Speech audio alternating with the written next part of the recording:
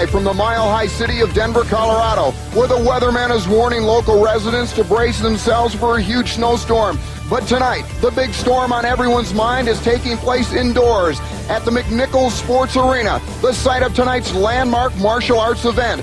8 of the deadliest fighters in the world will meet in a no-holds-barred combat to determine who is the ultimate fighting champion. Be forewarned, there are no rules, no judges' scores, and no time limits.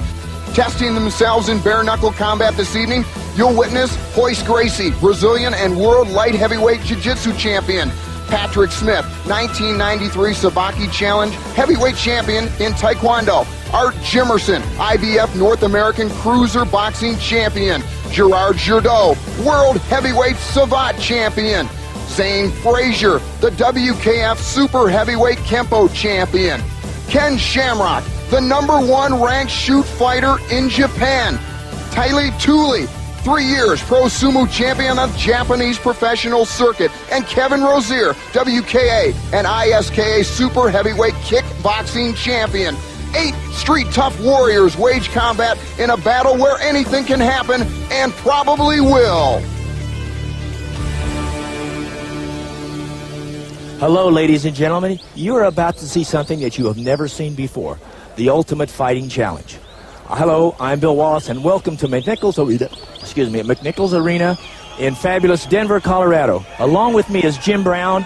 I'd like to introduce you to what is called the Ultimate Fighting Challenge, to where they're having different fights, different types of disciplines: karate, judo, jiu-jitsu, savate, kickboxing, sumo wrestling, to where they have no holds barred, anything goes. Jim Brown, what do you think? Bill, I've been around the toughest fighters in the world: Muhammad Ali, Joe Frazier, Mike Tyson. I've been around the greatest NFL players, the tough guys, Dick Butkus, Sam Huff, all of those guys. But I'll tell you, they could not last in this ring. Would you do it?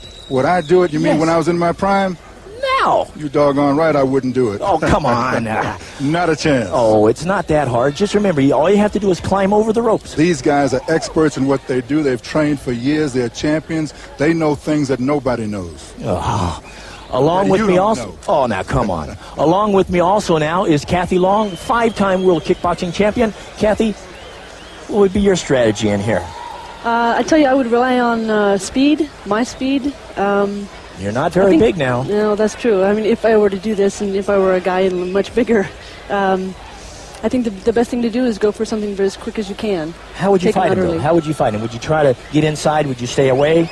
Would you try to use the ropes or the chain link fence? Or would you just try to keep away and make the other person tired? Remember, we're a mile high up in the air. We are, but if I were fighting, I'm very used to being in good condition, so it doesn't matter to me. But on the other hand, it would depend greatly on who I was fighting first.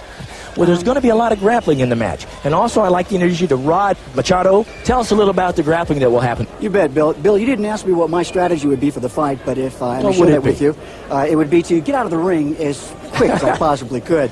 Bill, the grappling is a very, very interesting art, and I think what you're going to see tonight is quite a few of these fights go to the ground. Tonight promises to be a most interesting evening, and despite the fact that we start standing up, don't be surprised to see these people going to the ground, and I would say that the person that commands the fight is probably going to be the person who is skilled in grappling, and you're probably going to see jiu-jitsu, in my estimation, at its best, and expect to see a lot of patience and strategy on the part of Royce Gracie, and I think you're going to find it to be very, very interesting. Bill? Well, as you notice, the ring is a little bit different than a normal boxing ring. It's more like a pit. In the ring now is Brian Kilmore. Brian, what do you think about it? Well, I'll tell you what, Bill. You talk about an original event. If you want to know reasons, if you want to know why it's such an original event, look no further than this ring. It's not a ring at all. It's an octagon, 8 sides. Got a fence here, a little bit of give, no rings. You got some padding, and you got a mat. And you want to get a shot of this mat. It's kind of soft. The boxers are talking about it could be a little bit of a slow service. This is what I'm talking about. It's got a little bit of give. It's going to be fun. It's going to be exciting. Only two ways out, and not until this thing is over. Tell you what, Bill, take it away. This ring is something else. I'm going to get out of here before it starts. Well, let's look at the chart and see exactly who's fighting and the systems they'll be fighting with. The first fight will be Gerard Jurdeau against Taylor Tooley. Now we have a sumo wrestler against a savate player.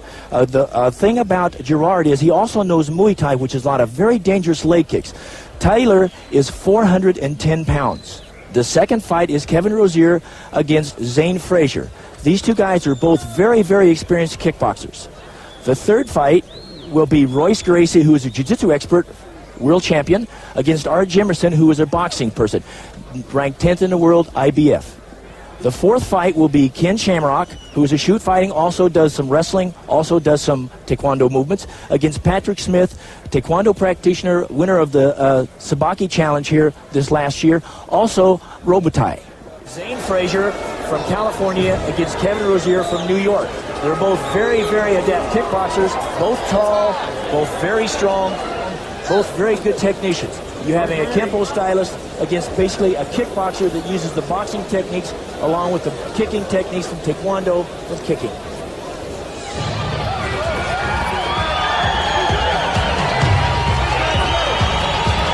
Yes, this is Kevin Rozier. This is Kevin coming out.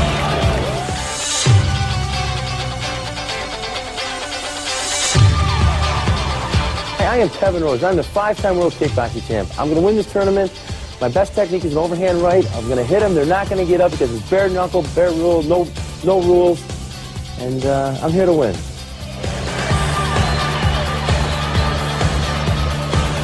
I think I detect a little bit of nervousness in his face. It looks a little bit. Yeah. But again, you know, they just saw in the monitors what had happened.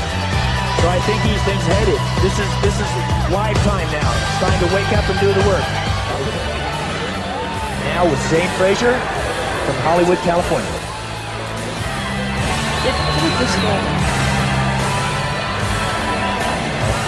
We spoke to Zane earlier on his feelings and his thoughts about the fight. Join us. Okay.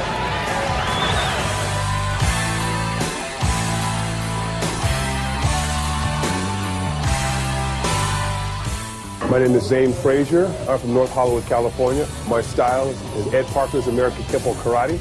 And the reason I think I'm going to win is that God's going to give me the strength and the courage and to do all the right things at the right time, and that's going to be my advantage. And now to our ring announcer, Ron Goins.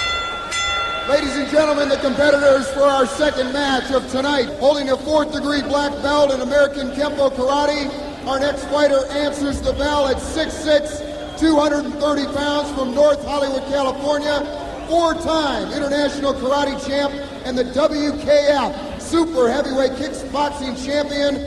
Please say hello out of the red corner to Zane Frazier.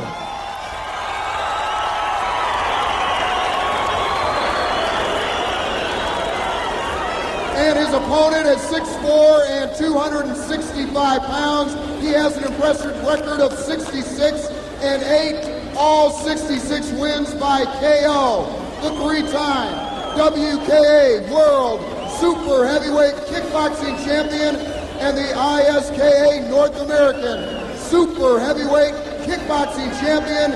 Ladies and gentlemen, put your hands together for Kevin Rozier. Now, if you notice, our referee for our second match, Leo Bizot. Yeah, but you see the knuckles aren't actually wrapped. No, the hands are wrapped to protect the wrist, I believe. Yeah. And the knuckles are bare. They're protruding out. The thumb is protected a little bit because oftentimes when you're punching, you might catch a thumb on a shoulder or something like that. This protects any kind of a breakage. Don't you wish you could tape your whole body, Jim? Bill, you would know more about that than me. I only tape my ankles. Pain hurts. Let me tell you, it ruins your whole day. What I don't understand is why they're in the middle of the ring. There's nothing to talk about. Well, I think they're going over the rules here. The What? 3 There rules. are none. No eye gouging. Yeah, okay. Kathy, would you like to meet in the middle of the ring like that? No, sir. I don't want to get close to anybody when it's time to fight. Not when they're that big. And they're starting. Here we go. Now we got some good footwork here. Now there's a lot of strategy now. Well, that's not unusual to have a fight just like that go to the ground. Just again, a lot of power. I don't think anything. Whoa, good right hand. Good right hand.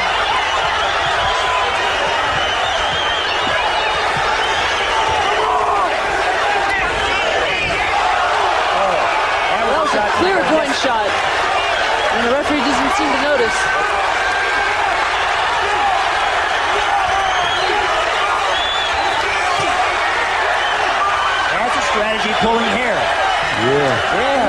wasn't talked about in the rules meeting. Exactly, but it should be legal. It should be allowed. It's part of the body. I think it is. You see some of the hair falling down on the ground there. It's quite a bit coming out. He's let go of the hair now. Oh, well, that knee came right up into the chin. Yep. Now they're going to be working. This is going to take a lot of energy because if you can see, it's only been maybe a minute or so into the match, and they're breathing a little bit. Yeah. If these two knew how to grapple, I think it might end a little sooner. It might sooner, yes, but the thing of it is, I don't think as big as they are, they want to go down to the ground.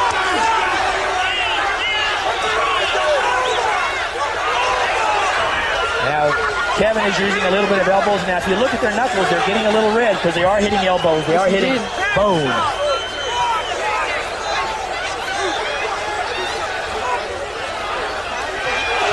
That was a great uppercut. Good straight right hand.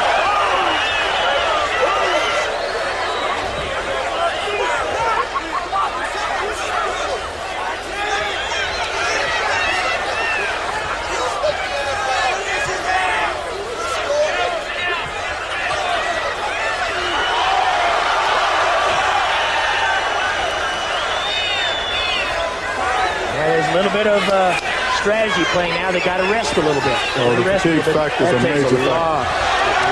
Great knee to the solar plexus there. You see that? Zane looks like he's picking his shots.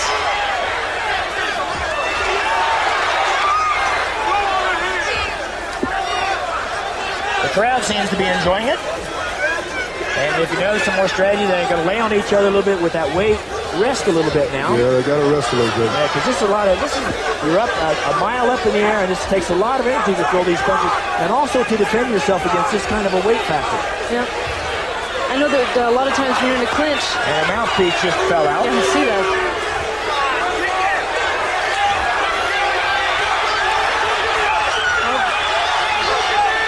Got it down to the ground. I think they're both a little bit out of the league on this one. A choke, yeah. A good knee to the face. Yes, indeed. Now it's going to get into a little bit of wrestling that I don't think they know that much about, but it seems to be Zane used to be doing pretty good here. He needs to stay down. And they broke through. I think there's a little bit of tiredness out there, Jim. A little bit, Dave.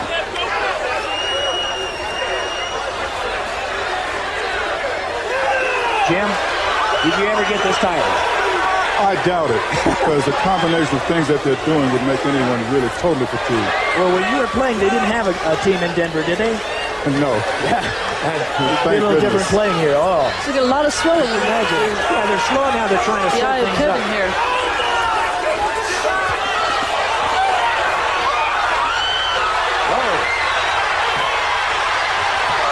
You know, a lot of times in boxing, when you strike to the back of the head like that, it's totally illegal, but everything goes here.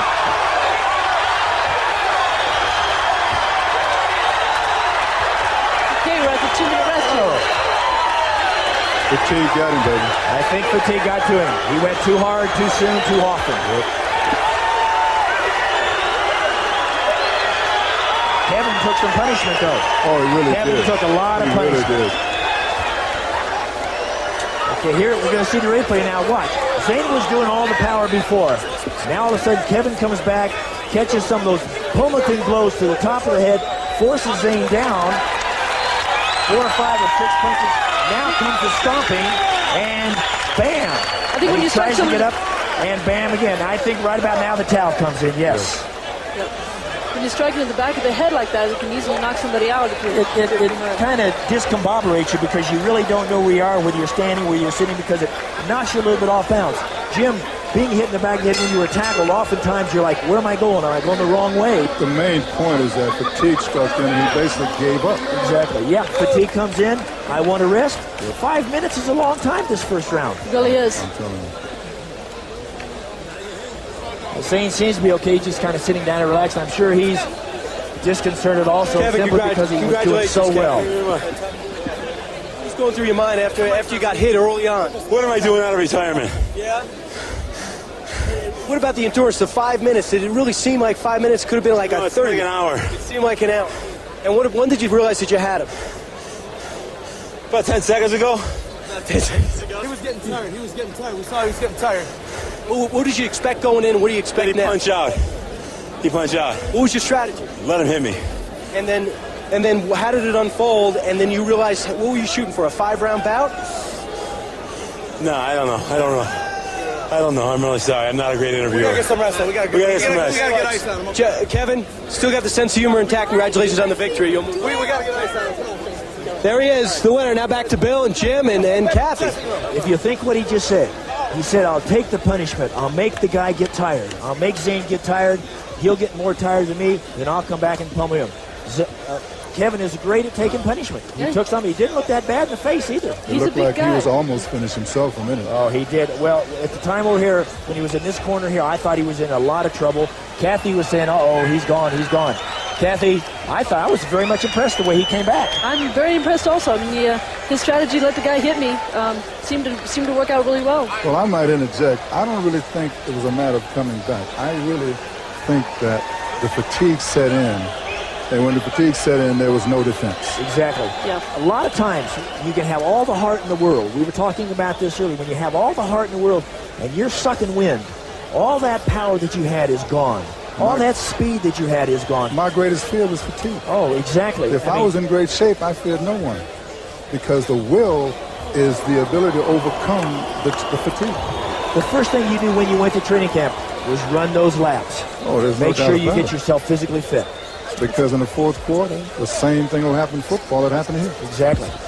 Bill, you're going to see something interesting in the... Now watch this. Now Kevin is doing a lot of pummeling now. He hasn't really hit him solid yet, except on the top of the head. So he's not really going for the body. Zane is like, I think saying, I think I want to take the day off. Yep. Because now right now I think Kevin could have backed up and he would have just said, no, I'm just going to sit here. Because the stomp didn't really do that much, and I don't think this one does do that much either, because more of a push. But I think Zane was just too tired to do anything. Yeah. Well, over here, the mouthpiece came out. Right off the bat. He was getting hit just above the eyes. Yeah. A lot of things went on when they were tied up together. Exactly. Now we have a chart of the semifinal matches. Let's see what it's going to look like.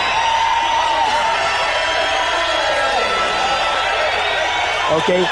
Now this will be the first semifinal bout, which is Gerard Gardot against Kevin Rozier. Now, remember Gerard, the kicking techniques that he used against Taylor. He's going to try these same things against Kevin, because you notice how tall Kevin is. He's going to try to take Kevin's legs out from underneath him. Kevin, again, is trying to put the pressure on Gerard to make him get tired. You have to realize Gerard didn't get tired.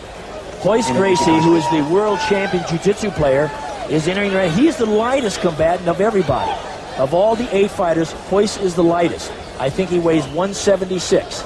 Now, Art Jemison is the number 10 ranked IBF light heavyweight in the world. Okay, Hoist will be entering the ring right now. Hoist Gracie will be entering the ring.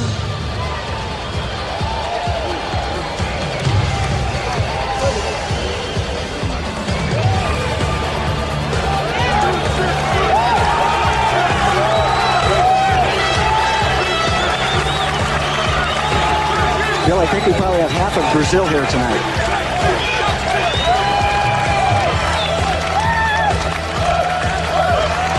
I would have to say that Hoist certainly looks the most confident of everyone who's come in so far. Yes.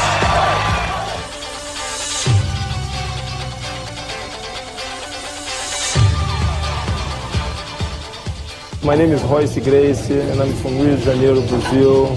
And I live in California right now, and I teach jiu-jitsu, Gracie Jiu-Jitsu. I've been doing this all my life, and I think I'm going to take this tournament because my technique is the technique that my family's been developed for the last 65 years.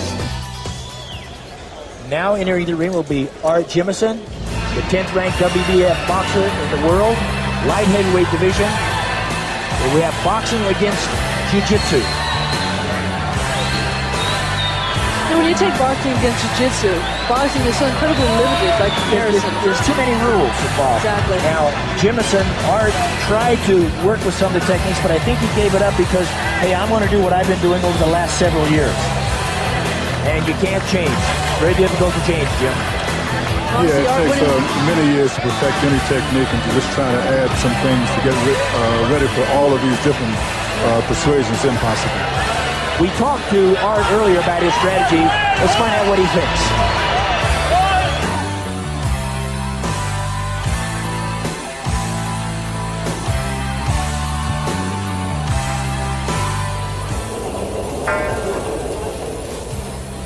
Hi, I'm Art Jemison from St. Louis, Missouri. I'm a professional boxer, and this is why I want to win. Being a fighter, I punch hard, I'm fast, and I'm quick. You can't hit what you can't see.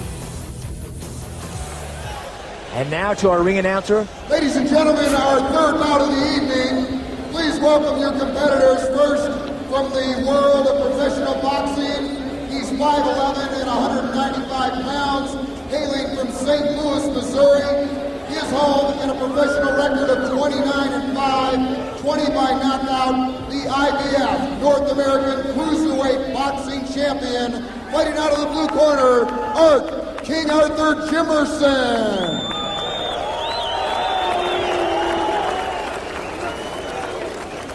And his opponent, 26 years old, a jiu-jitsu master. He hails from Torrance, California, by way of Rio de Janeiro, Brazil. 6'1", 178 pounds. He is the jiu-jitsu champion of Rio de Janeiro, the world light heavyweight champion, holding a 4th degree black belt with a record of 51-1. Please welcome, out of the red corner, Royce Gracie.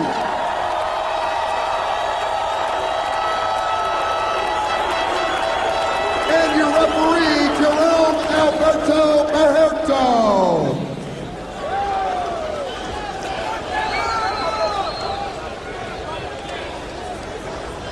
I think we're about ready to get this show on the road. I think it's kind of ironic that Royce Gracie is going to wear his judo top. Yeah, actually, Bill, it will work in his favor. It'll be easier to grapple with the guy, to actually get more friction on an arm. So? Yes, good. And if the man grabs him, that just gives Royce an anchor with which to move his opponent around.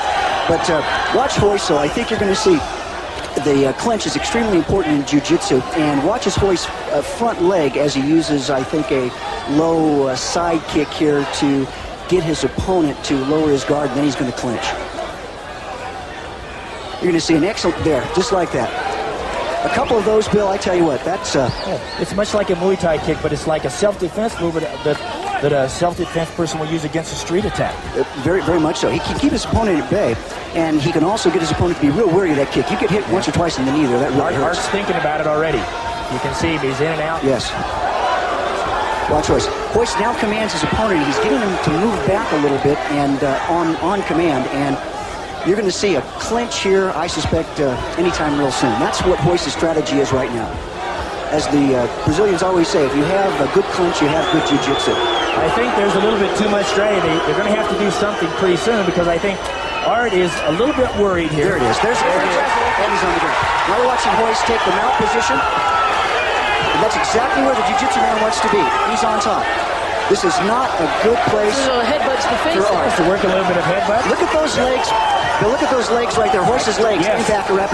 That opponent good anchor. can't get his legs off the ground. As soon as Art tries to lift his legs, Royce will strip or push on his legs. Royce will stick his leg back, disrupting the opponent's balance. And Royce, he's got an excellent base. One of the fundamental positions in Gracie Jiu-Jitsu right now. Now also, this is making one of them very, very tired, which is Art Jimerson on the bottom, because he's got to try to push him off. I tell you what, it is no fun being on the bottom with a jiu-jitsu man. But I think Art's doing pretty good, because he's trying to keep him as close to him as he can. Well, I tell you, that glove is really working in Art's against Art, because he can't grab. He can't grab, he can't pull him in tight. You bet. If I were him, perhaps he might think about taking that thing off right now. Take a break and take it off. Whoop, he just bowed out. He just tapped out. Did he? Oh, the towel just got thrown in as well. That's amazing. It doesn't take much. It is just a frightening experience, Bill, to have somebody up on top of you. To be able to push somebody out very quickly. You bet. It happens that quickly. I don't think Art was hurt at all. I think he was just frustrated. You can't breathe. You can't breathe in there. You can't move. Bill, it's a primal instinct. There was not a punch thrown. That's right. That's exactly not correct. A punch thrown. You're going to see that is Royce's strategy probably through most of the fight. Jim, what do you think? Well, we talked about this before, and you said that this was going to happen. Yeah, well, see, the boxer is so used to so many rules that he can't do what he wants to do. Sure, he would like to kick him back, but he's wearing boxing shoes. Exactly. He'd like to grab him, but he's wearing a pair of boxing gloves. Well, he doesn't know how to headbutt him unless it's in close. Exactly. And if he gets in close, Boyce is going to take him down. Exactly. And how can a boxer chamber a punch on the ground like that? His punches are effectively neutralized. Boyce Gracie!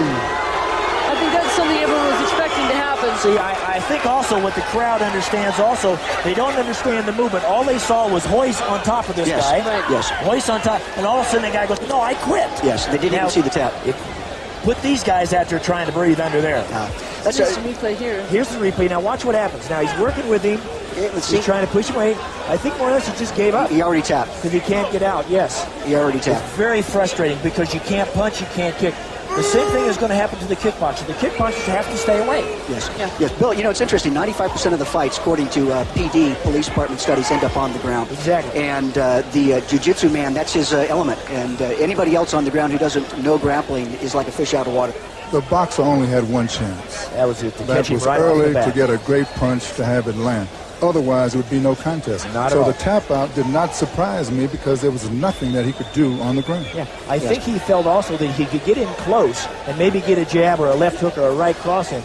But the front leg of Hoyce, I think, kept him away. Well, that's the whole point. Him at bay the whole time. He couldn't take a chance on the kicks. Exactly. And therefore, he was never going to be in position to do what he does best, which is throw a punch. Exactly.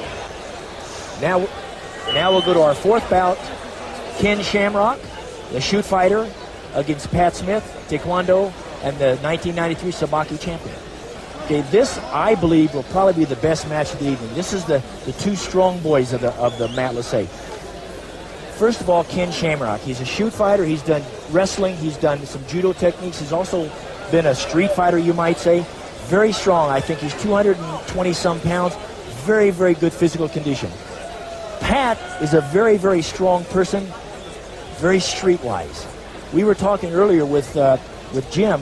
What do you think about this one? I think this is going to be the best one. I think it should be a great fight. I think these two guys are evenly matched from what I could see.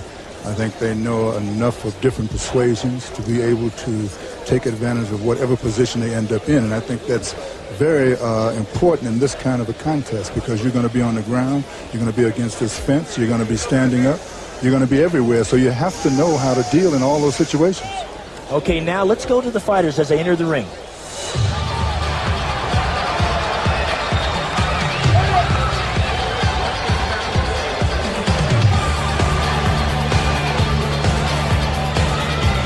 Okay. Enter the ring is Ken Shamrock. Looks very determined, very strong. This is, I would say, the strongest combatant in the ring today.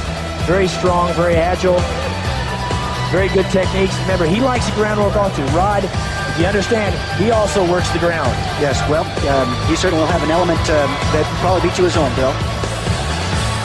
He's certainly one of the more well-rounded fighters as far as the different styles that he does. This should be very interesting. Let's find out what Ken thinks about the fight tonight.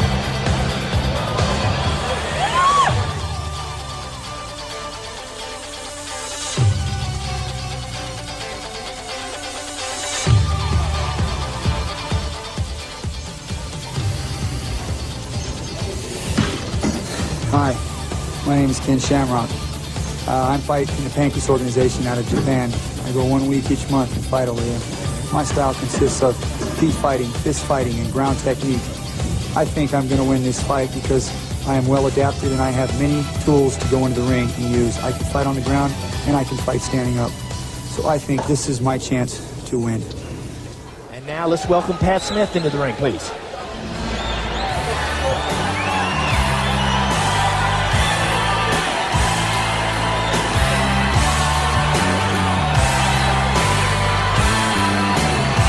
There's quite a few people with him. He looks like he's kind of looking forward to this.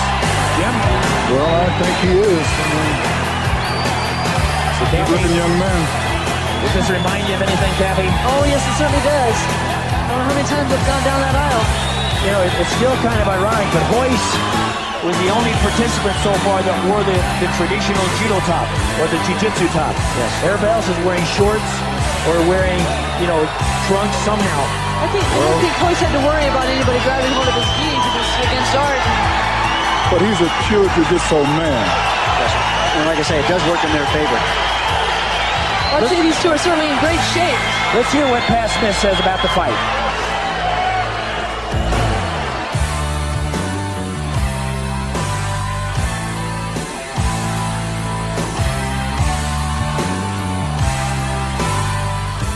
My name is Patrick Smith from Aurora, Colorado. The reason I think I'm going to win this competition is because I'm the most strongest, powerful, craziest guy out of all the groups, I think. With my leg kicking, kneeing, powerful elbows and headbutts, and choking and grappling fighting, and the resistance of feeling pain is what's going to make me come out to be the ultimate champion. Ladies and gentlemen, our fourth match of the evening. Please welcome your competitors. First, just back from the Japanese professional circuit. He's 6 foot, 215 pounds.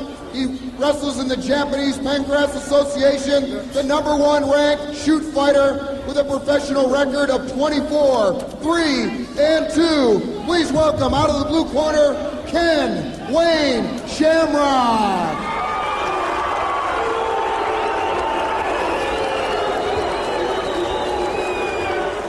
And his opponent from Denver, Colorado.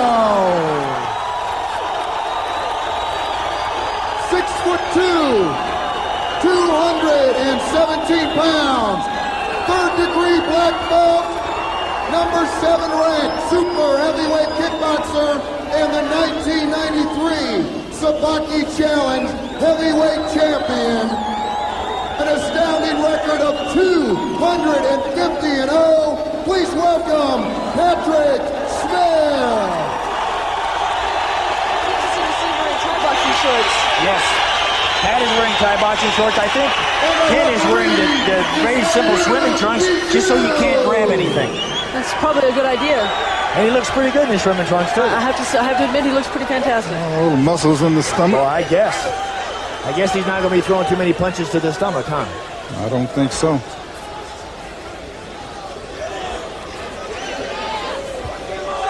They're having their little traditional meeting in the middle, getting ready to talk things over. You feel like being out there?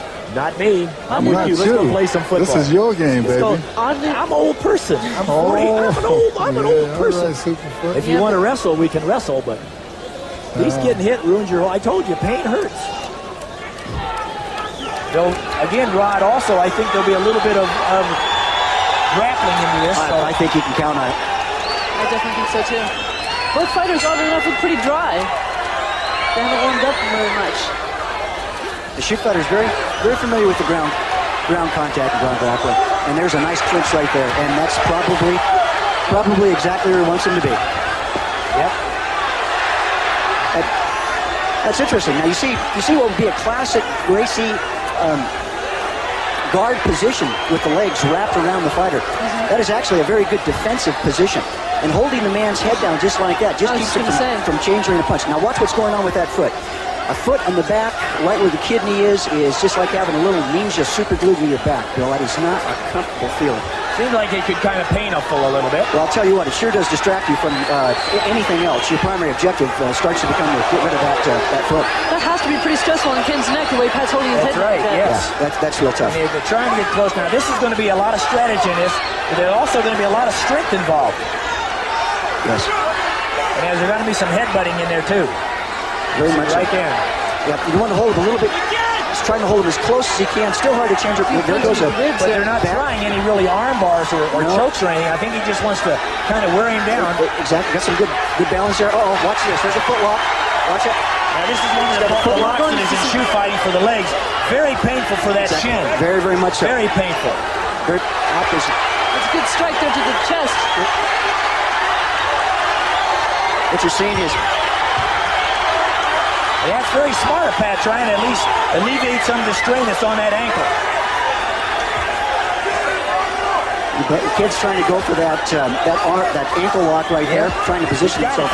He's got it pretty good. You know, the guy with the longer legs is the gentleman that usually works well on this side. There's the tap out right there. Just too painful.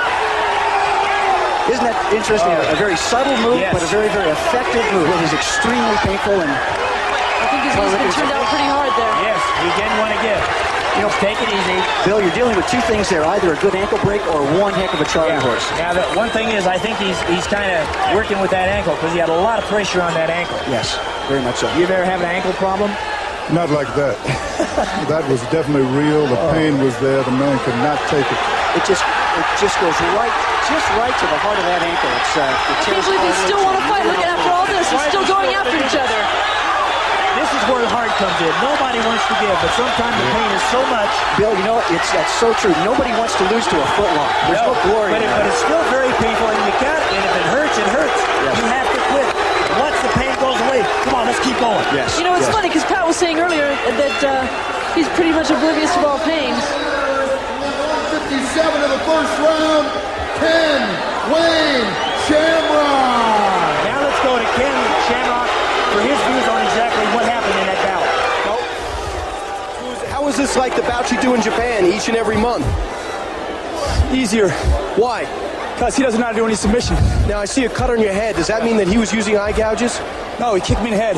He kicked you in the head? Yeah. All right. Now, what was your strategy going in right now? Could have been anyone? Yeah. So now, talk about endurance. Talk about the ring. How did it work for you? Great. Why? I don't know. Anywhere I can fight. He came in the ring, and he was staring you down. He came right over to you. What was going through your mind? All right, buddy, you got yours coming. Yeah? How important is that beginning, the psych out before? When you did not back down, what did that do for the win? I don't think it's psych or anything about psyching out. It's all about bringing confidence in yourself. Yeah. I ain't afraid of that man across from me. What do you have coming up? What are you thinking about now? Thinking about my next fight. All right. Congratulations, Ken. Good luck the rest of the way. All right, there he is, a very happy man. Now back to Bill at the booth. Bill, I got to tell you, he certainly is out for business. Well, you know, they were both very, very aggressive at the start of it. Here's the replay. Now, watch that ankle. Watch what he does with that arm around that ankle. There's a lot of strain on that. Now, look at Pat. Pat's trying to use that heel of his left foot to cause a little bit of damage so he can't get that ankle. Watch the ankle now. Now he's going to get it. There's Ken's move under right there. There's Ken's move right there. That's exactly what he wants. Right on the ankle. Right on the ankle. Now, too bad he couldn't bite. You know? Watch, there's Ken's foot coming over to position his opponent so his opponent can't move. Yeah. Right on the groin, and now he starts working the ankle to stretch it. And you're seeing some still trying to get free. Oh yes, yeah. It's such a helpless feeling in that position. Well, I got to tell you, Rod, Ken weighs a whole lot more than Royce does. Royce, how do you think that's going to match? They both seem to be pretty well matched as for the grappling. Kathy, I got to tell you, if I didn't have some practical experience in grappling, I would say weight makes a difference, but it absolutely does not. It doesn't make any difference whatsoever.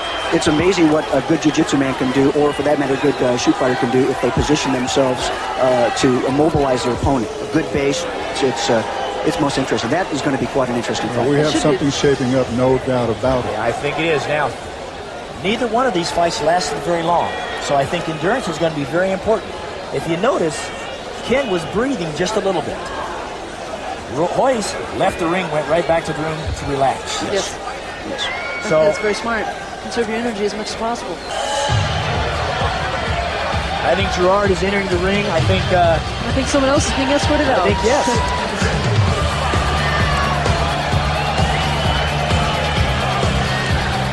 Somebody else maybe you think they should be in this ring. Yeah, really. We can put them in the ring, no problem. The crowd is absolutely alive.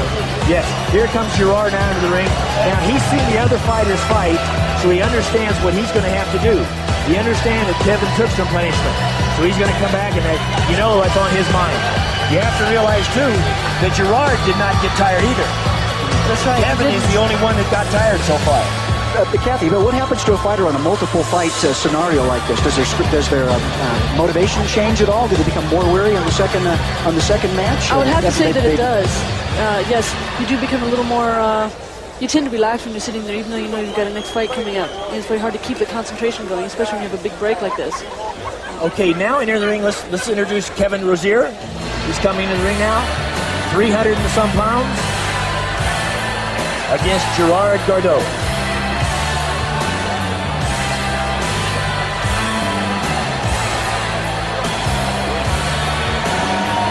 Kevin's face is a little bit different than it was the first fight, if you notice. Yeah, it's taking a lot He's a of little blows. happier now. Yeah, he's a little happier. Maybe he says, maybe if I get through this, I can make it.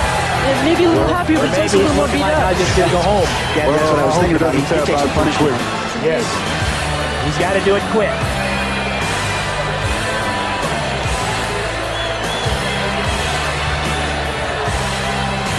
We just understood from the doctors that Gerard Gardeau's right hand is broken. If you notice, it's taped, but he still wants to continue. The knuckles look pretty swollen on that hand. The right hand must have been broken when he hit Taylor with the right hook. Again, that's the promise of not wearing gloves, of not taping your hands. And that was a big issue last night in the meeting among the fighters. But again, Gerard was one of those guys who says, let me sign a piece of paper, let's get on with it. Oh, he's a man. He's a heck of a man, I tell you what. Ladies and gentlemen, please welcome back our first pair of winners from the first round. Fighting out of the red corner once again, the holder of the European French Savate boxing champion title for 3 years in a row, Gerard Gardeau.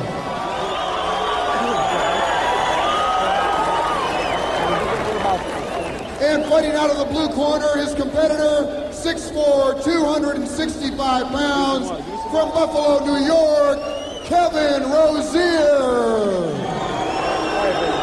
The strategy's going to be a little different. If you see Kevin's left eye, he's got a lot of Vaseline on that, a lot of protection on that thing. I think he got cut too. Yeah, I think he did. Is that Vaseline or is that tape as well? Yes. So he's got to worry about his right hand.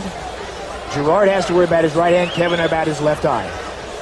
They're going over the rules now that there aren't any of. They're just kind of say, let's make it a good, clean fight. And here we go. It's a nice handshake before they started it. It was very nice.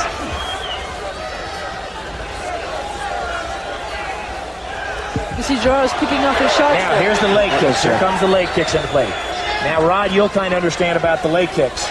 Yes, that's just amazing. Very stinging, very, very powerful. You know, it doesn't take too many of those built up. Oh, that again, right in the legs. This is right on the joint, too. Right on the joint. It's not in the thigh. It's not on the muscle, but it's right on the joint.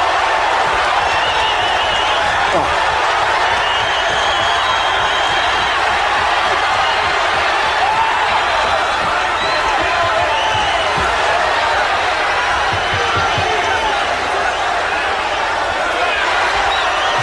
Forearm there to the back of the head. Yes. Now you notice Gerard's backing off a little bit just to see where there's an opening. Yeah. Nice elbow to the head. Kevin seems to be covering up fairly well. Yeah. Oh, there's a stomp to the ribs there. That was really painful. Oh. And the towel goes in. The over. The fight is over. I wouldn't be surprised if those ribs were broken there. It's a pretty good stomp. That was a good stomp right to the ribs. I could feel the concussion all the way from here. Now, if you'll understand, if you have to understand those people that were watching the fight now, if you notice what Gerard did, he took the guy's principal weapon away, which is movement and weight coming towards him. Throws a couple kicks to the legs, makes him think about that, throws a couple hand techniques to the face. Watch now, boom, there's the punch. Beautiful right hand to the jaw there. Here he goes, now comes the roundhouse kick, bam. Here he goes again now. See, he's got to protect. At this point, he's just picking his shots. He's down, right. He backs up. He's in no hurry at all. You notice the bouts are quick. The bouts are very fast. They're very powerful. Here's a nice strong elbow. Now comes the stomp to the ribs. I'm actually surprised that the matches are as short as they are. I expected them to last a bit longer. I thought they would last a little bit longer, too, because I thought strategy would come into play, much like a football game, because you run 3 plays and punt. It's kind of a long day. Yeah, but what happens is one individual is aggressive, so they put the pressure on another individual. Therefore, it's not going to be much strategy, because if you know how to take a guy down, you take him down. It seems that the kicks and taking someone to the canvas is much more important than just the punching. Exactly. Let's go to Brian now with the loser, Kevin. He seems like he's still in a great mood. All right, Kevin, it's unbelievable. 2 bouts within 45 minutes. What do you think now that you're back out of retirement? I don't know. I just want to get a regular fight, you know? If the ISK or WK or any of those so-called kickboxing organization out there, I want to fight your super heavyweight champ. I'm out of retirement. It's the altitude. We're going to get the weight down. We're going to come back strong. Charlie Angelo's managing me now. And I want to see all those super heavyweight fighters in the world. I'm coming after you. Now, Gerard had a broken hand. There was some talk. He had a broken hand. He had some trouble with it. How did that affect your strategy going in, knowing his hands were? His hand. I didn't know nothing about his hand. You know, it's the altitude, man. I trained 3 weeks for this tournament, and no excuses. I didn't have anything left. I don't know if you watched the first fight, but I kind of got a little tired there. Yeah, what do you think about the 5-minute rounds? The fights have been so short. Does that surprise you? No, not at all. I didn't think one fight would go with 5 minutes anyway. Not even the grappling. Yeah, this altitude. Yeah. Talk about the battle. I'll let him put his sweatshirt on real quick. Now, real Kevin, you have the best personality all week. You just got out of the ring, 2 bouts within 45 minutes. Explain to our viewers why you can smile. It's entertainment. You know, it's entertainment. I just want to, I went out there. I trained 3 weeks for this. There's been a lot of tournaments like this that I've been offered to do back in my career. None of them went through. 3 weeks ago, I decided that this was going to go through, and I started training 3 weeks ago. I lost 45 pounds, and I love to do it. If I had enough energy, I'd go back there and do it again. I'll fight one of the losers. Maybe we'd like to say hello to everybody in Buffalo. Yeah. I saw your family were real concerned when this was going on. Well, I got a lot of family here tonight. It's quite of an extensive story. We'll get into that another time. A lot of friends. A lot of family. Everybody at Buffalo, Lenovo. Yeah, Buffalo, Death Row out of Las Vegas. Ultimate Fighting is going to continue. Oh, yeah, I want to go to the next one. If they have me for the next one, I'll be in the next one. I think you're going to be doing this. You're going to be using the microphone. No, I like to put Sullivan out of a job, that guy, and you. I'd like to Sam Solomon doing a great job in the corner. He's a legendary man right now. Sam wanted to look at you. I'll tell you what. And John, quickly, did you see any footage of Gerard talking about that match, too? I saw Gerard fight years ago. I hope Gerard wins this. I said it from me. I really hope he wins it. It's his last fight. He's been a great champion. He's a gentleman. And I wish him all the best. And God bless his health. He's a gentleman. He's a classy guy. Kevin, it's always a pleasure to talk to you. Congratulations on a great tournament. And we're going to go back to Bill right now in the booth. This match coming up, I think, is going to be the best match of the evening. Royce Gracie against Ken Shamrock. Yeah, two good ground fighters, two very strong individuals. I think this is probably going to be the most exciting. It's a shame it's not the final bout. Do you think it's going to be short?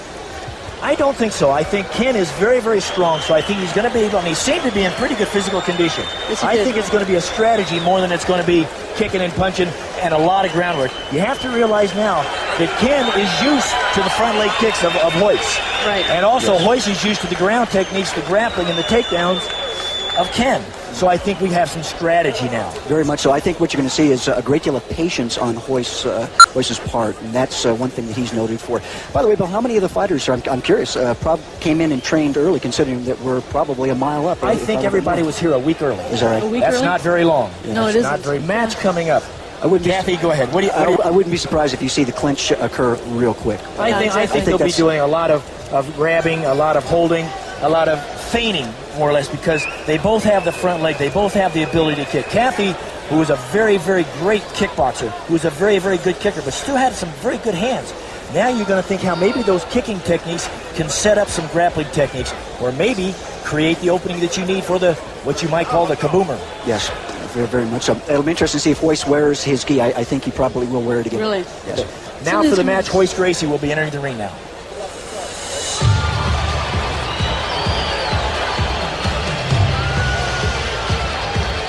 There comes the Brazilian train right there. Yep. And Royce is getting a little look on his face. He looks like he's a little more determined now than he was the first match, because this is not going to be an easy match for him. No, he's against someone who definitely knows what he's doing. I think someone that's going to be very interesting between the two of them to see who's in better condition. Now, will he continue to wear the obi? Will he continue to wear the gi? Yes, I'm sure he will. What's really interesting, I think Royce's strategy will be to let Kevin do as much as he let Ken do as much as he can to wear himself out, probably with the kicks and with the punches, but watch Royce. But if you remember, the first bout, Ken didn't do very much. Ken just kind of moved around a bit and dropped in for a beautiful double leg takedown, as we call it in wrestling, and took him right off his feet. Now, Royce has to worry about that. Now for our second combatant, Ken Shamrock of California.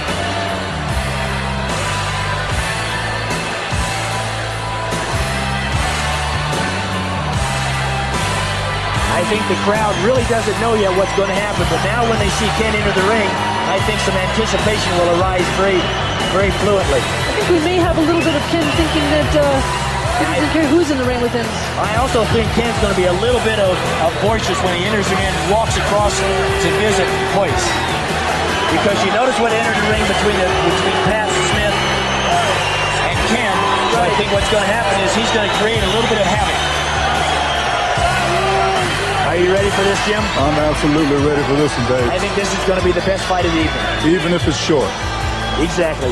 But I'd like to see a little strategy myself. Well, I think there's going to be. Oh, yes, so you can count on it. I definitely think there's going to be some caution between the two of them before they get clinched. Well, I think when they meet in the middle of the ring, I think Ken's going to have a couple things to say to Hoist. Hoist, I'm sure, will be the gentleman like always, but I'm sure Ken will like to let him know what he thinks of him.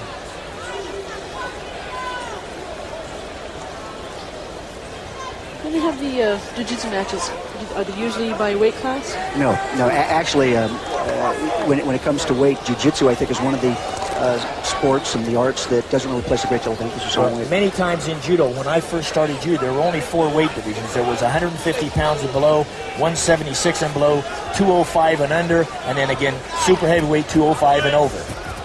And I'm sure this is very similar, except, like you said, now they probably just have one large weight division. I think so. Which is none.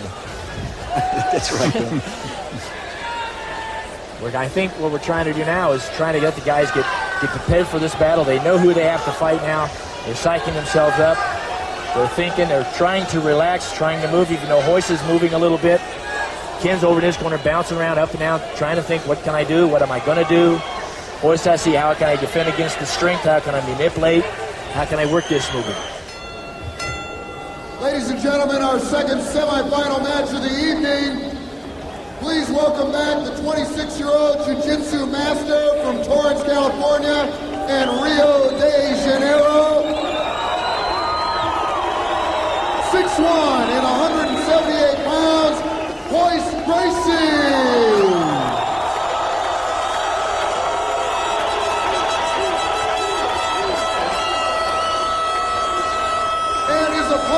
Semi-final match, just back from the Japanese professional circuit, the shoot fighter with a record of 24-3-2, Ken Wayne Shamrock. I think that's a lot of the Brazilian contingent not liking Ken Shamrock. Yeah. I don't blame them. I don't either. It's going to have a lot of movement going on. Now they're going to meet in the center. This is not Hoist's encounter with first encounter with a shoot fighter, by the way. It's not? No, absolutely not. So Hoist is very familiar with what Ken's going to do. Well, if you notice, the referee is kind of keeping them far away from each other. I think it's very intelligent. Premature fighting. Yes. Yeah. Very likely event here. And we're ready to start, ladies and gentlemen. I think this will be a very exciting bout. There they go. Look at that. It's a deadly target. Right for the takedown. Big drag right away. Hoist is up, and now he's trying to put the person between his guard. There goes that kick to the back, right on the... Going right into the kidney there. Exactly. Yeah. Ken's got his right leg up, trying to prevent Hoist from getting his left leg over, and now Hoist has him in what appears to be the guard position. Hoist takes the mount. That's exactly where Hoist wants to be. Now what Hoist is probably going to try to do is get his his left leg over Ken's.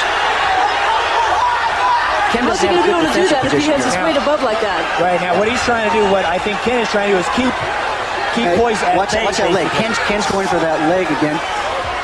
Same thing he did with his previous opponent. And Hoist, watch this, there goes Hoist. He looks like he's going for the back. Ken's back up. Hoist, there's the tap. Hoist actually had him in a choke from the back, and he tapped. He tapped 4 times. Bill, that was a tap. I did not see the tap. I saw it 4 times.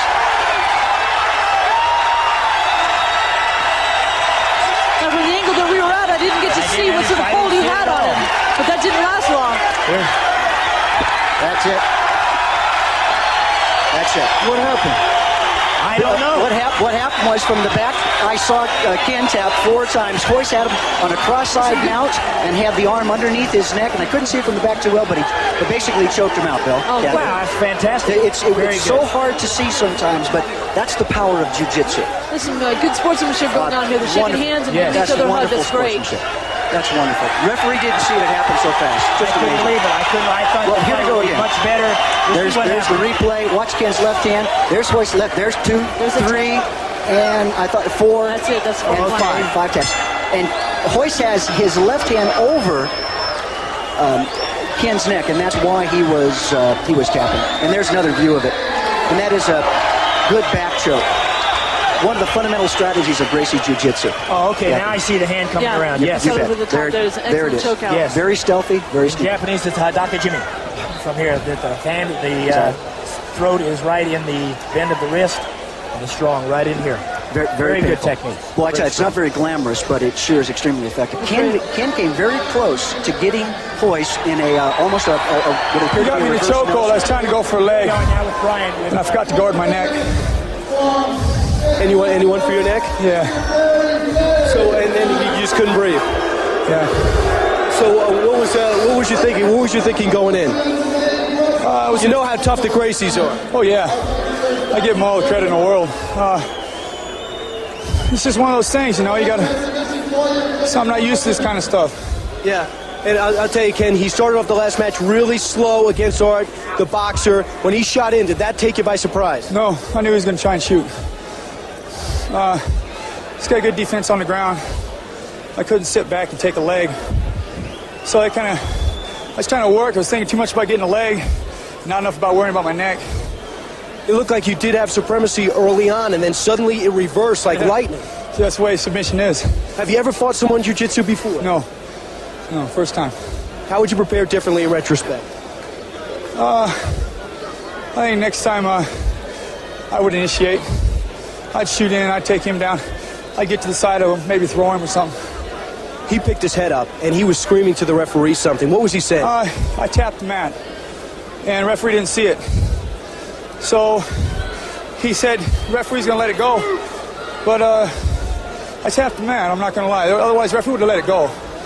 And he let go of his hold already. So it wouldn't have been fair for me to say keep going.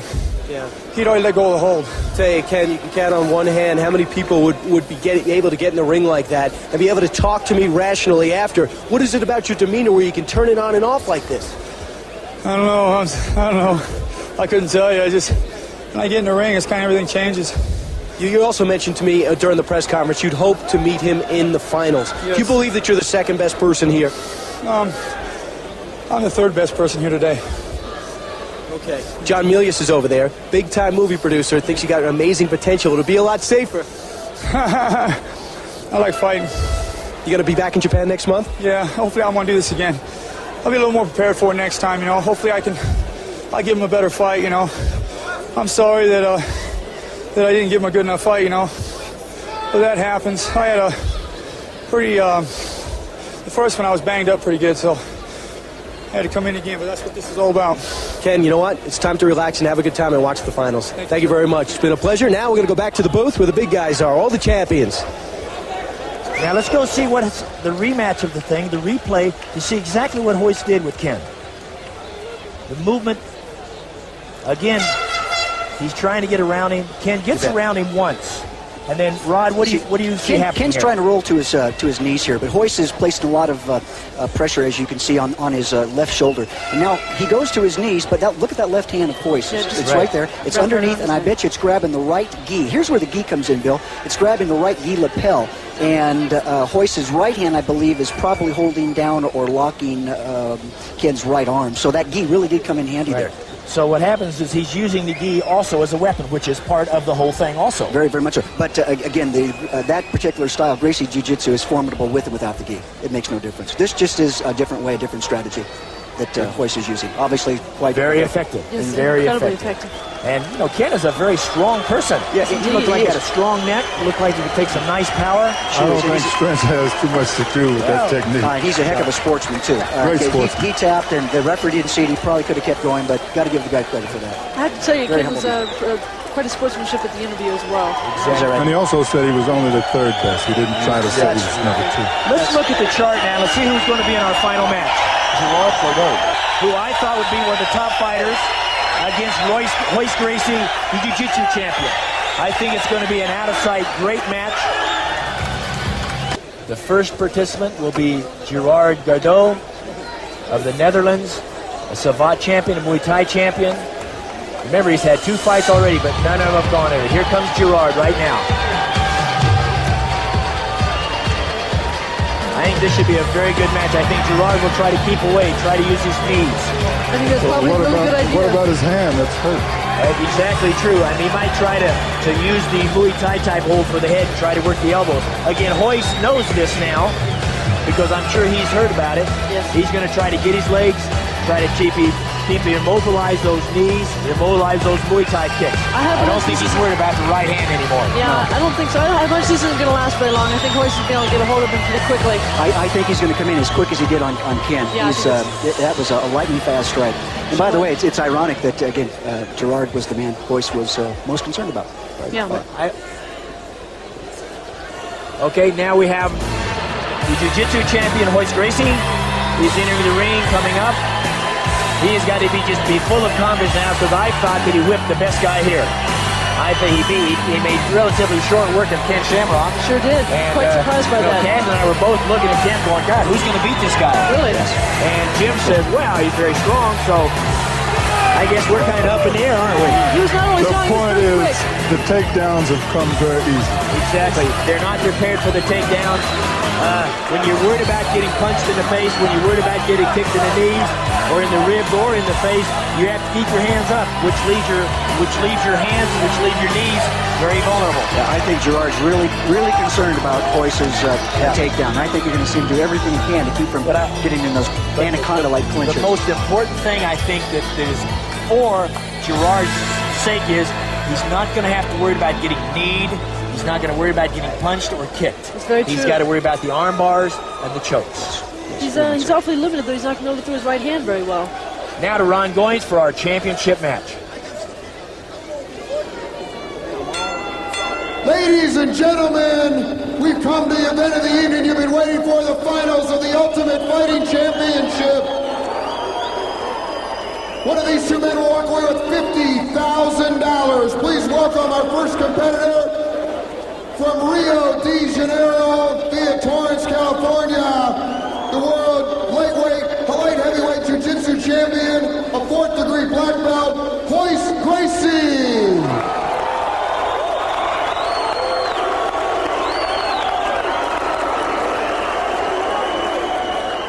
And his counterpart in the red corner from the Netherlands, 6'5.5", 216 pounds, the Dutch karate champion for 8 consecutive years, 27-4, Gerard Gordeau. Gerard's tape is taped up quite a bit there. I wonder if something happened to it then. Well, a lot of times when he threw that roundhouse kicks to the legs and when he throws a roundhouse kick to the face, the tooth might have cut that foot. Yeah, he hit him flat with an instep, didn't he? Yeah, and the tooth might have cut, so he's looking at some serious type of infection after this if they don't get something on it quickly. Because the mouth is the dirtiest part of the human body. You wouldn't think so, but it is. Bill, I think you probably know more about this. Don't watch it. Save me. I don't know what to do. You put it out there. Well, I mean, you're solo, Bill. By yourself, babe. It's been a wonderful day here in Denver. And it's just beginning. And it's just beginning because very good respect. Fantastic. I think we're ready now. This is the championship. This is for the Ultimate Fighting Champion. These two fighters, I'm sure, respect each other a great deal. You notice how I got out of that real fast. Yeah, I noticed that, Bill. It's good stalking going on here, measuring each other up.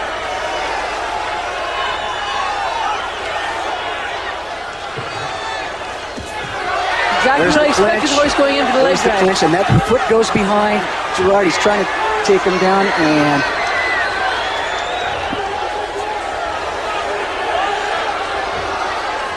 See, now what the public doesn't understand, this is a lot of strategy also on Hoist's part, simply because he's got to set this movement up. Now, this looks like clinching in boxing or clinching in some other sports where the referee naturally would break you up. Yeah, but this is a lot of strategy here. Yes, lots of strength going on as well. Very much so. Gerard's trying to stay as close to that fence as he can. He doesn't want Hoist to get to his back. But if you watch Hoist, that foot, there's the takedown. That's exactly what Hoist wants. And the crowd is going I hate to say it, but Gerard is in a lot of trouble. Now watch, there's a headbutt. Gerard's trainer's in there with the towel above his head. Yeah. Hoist is just softening him up here. Now watch Hoist's left hand. He's going to take it and he's pushing hard to break. There's a bridge to break the lock. Here comes an armbar coming. I would be surprised if an armbar shows up here real that quick. looks to me like it could be. Not Bill. He's going to his back. There's that left hand of Hoist that's underneath Gerard's neck, and he's. Well, Gerard has his chin down. These Gracies are anacondas. He's on the back, and Gerard is in a lot of trouble. Now, what Hoist is going to do is try to get Gerard to raise his neck. I bet he slaps in the back of the neck a couple of times, Bill. See, again, hands underneath. This is a major part of fighting. People do not understand that this is very strong. It's got to be a great choke. It's over. It's over. That was just Hoist is not letting him go. He wants to make sure the referee sees that this is over, Bill. That is the power of jiu-jitsu in action. Simply incredible. These folks are going wild.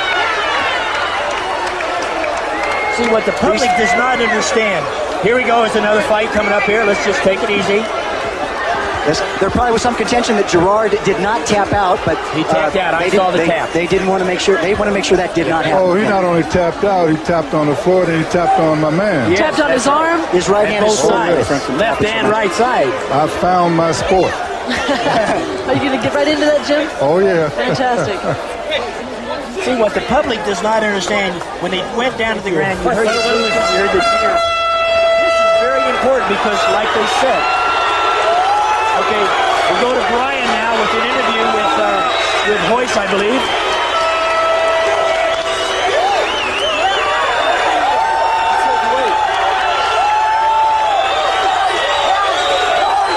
It's hard not to be excited for Hoist here. It's great. This is a big moment for him. I think Hoist is actually the least excited. He doesn't seem to be smiling at all. I'm sure there was a lot on his mind the last couple days. Fighting championship and $50,000 from Rio de Janeiro at 158 in the first round.